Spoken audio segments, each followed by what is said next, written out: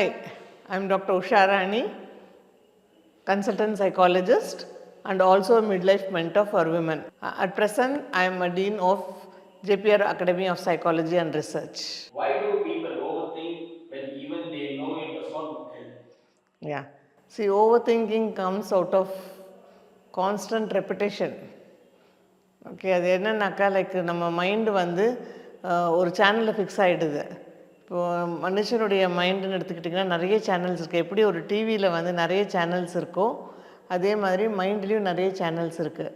But TV பார்க்குறச்ச நம்ம என்ன பண்ணுறோம் அப்படின்னாக்கா ஒரு சேனல் பிடிக்கிறதுனா அடுத்த சேனலுக்கு மாற்றிடுறோம்.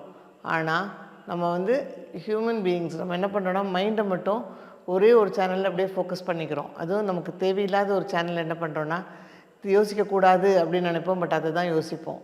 இது செய்யக்கூடாதுன்னு நினைப்போம், அதான் செய்வோம். பட் இந்த ஓவர் திங்கிங் என்ன ஆகுதுனாக்கா நம்மளை வேறு எந்த வேலையுமே செய்ய விடாமல் தடுக்கும்.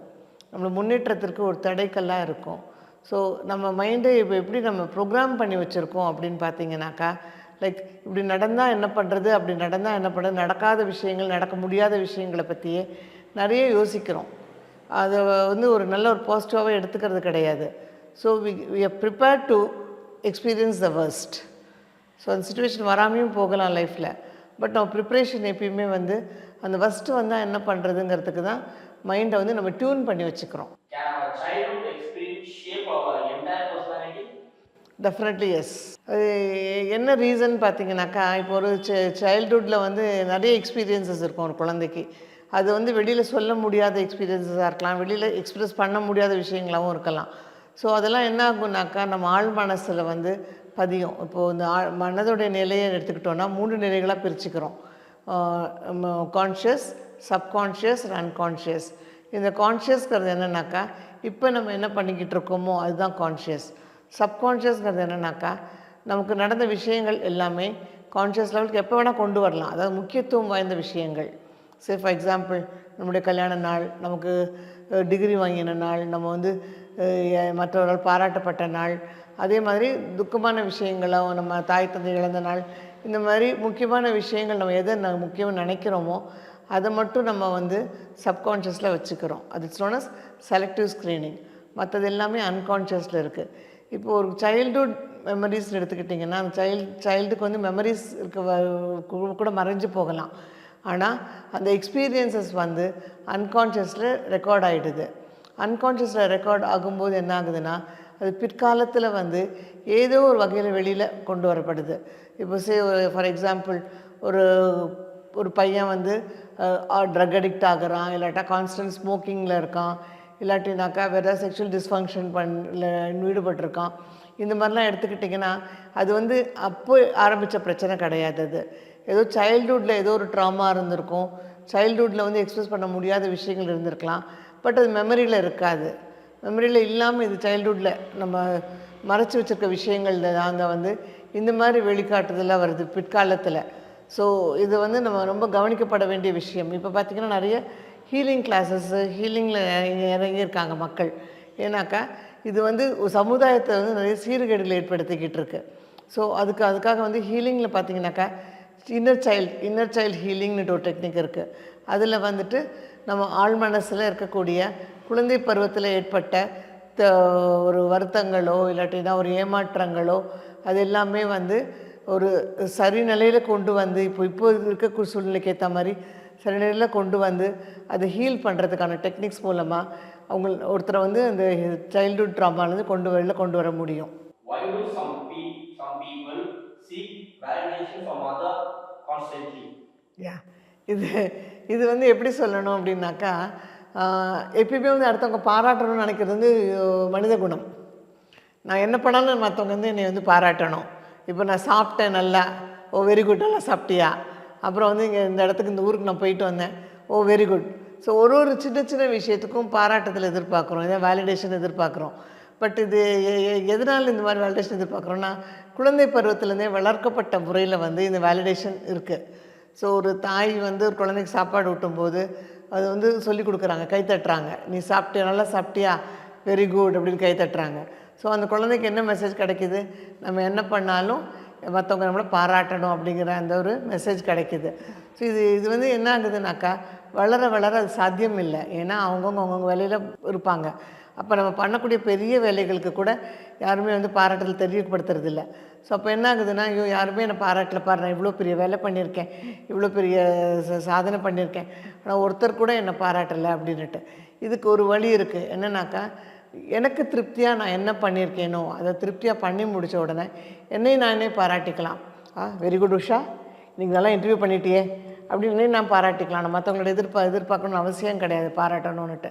ஸோ இப்போ என்னை நானே பாராட்டிக்கும் போது என்ன ஆகுதுன்னா, அந்த ஃபுல்ஃபில்மெண்ட் வருது. சரி, ஓகே, யாரும் பாராட்டினாலும் பரவாயில்ல, எனக்கு தெரியும் என்னோடய வேல்யூ அப்படிங்கிற அந்த ஒரு இதை டெவலப் பண்ணிக்க முடியும்.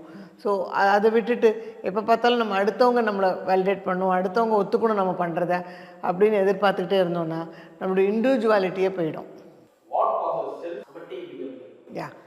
ஸோ இது என்ன பிரச்சனை அப்படின்னு பார்த்தீங்கன்னாக்கா, செல்ஃப் சப்போர்டேஜ்னாக்கா ஒருத்தருடைய இதை வந்து அப்படியே சப்ரெஸ் பண்ணுறது, ஒருத்தருடைய ஃபீலிங்ஸ் வந்து சப்ரெஸ் பண்ணுறது. ஸோ இது வந்து எதனால் ஏற்படுது அப்படின்னாக்கா, லைக் ஒரு தாழ்வு மனப்பான்மை இருக்கிறது.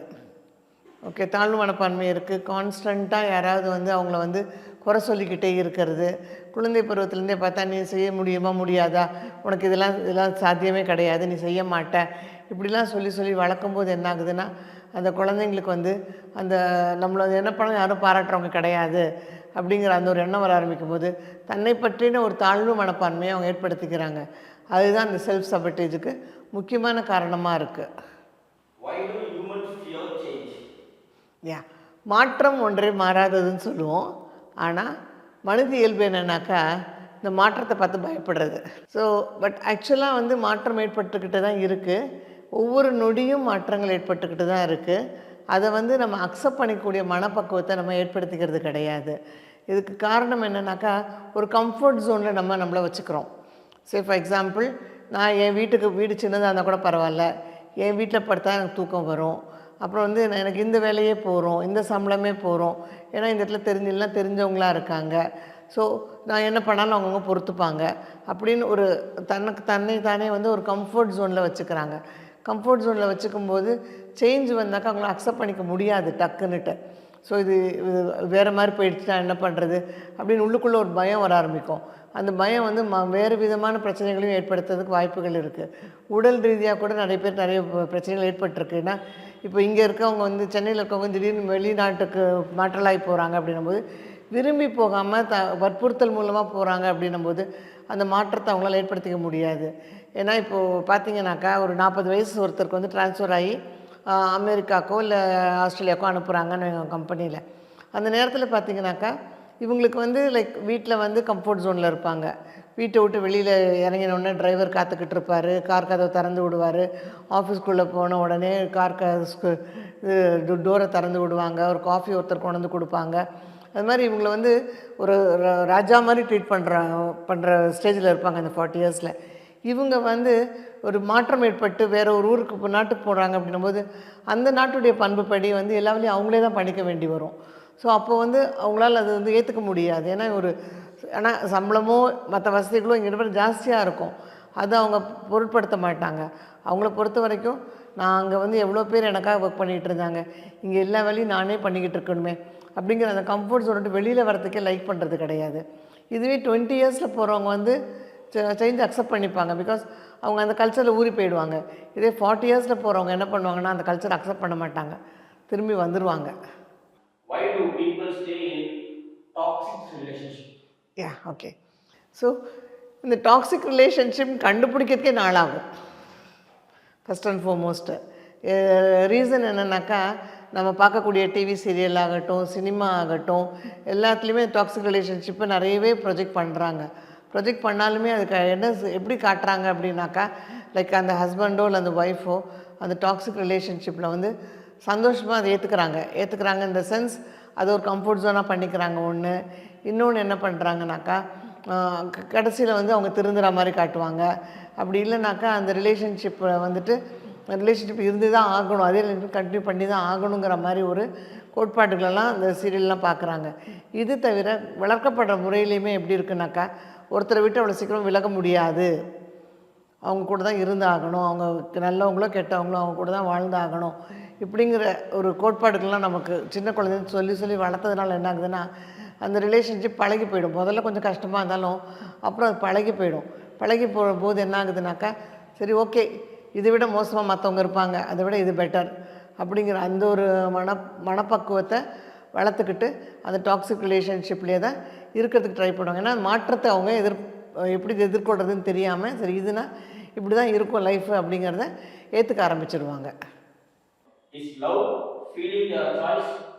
It's a feeling. Love is a feeling. அது ஒரு உணர்வு. அதாவது அன்பு, பாசம், காதல் இது எல்லாமே உணர்வு தான். இது வந்து சாய்ஸில் வர்றது கிடையாது.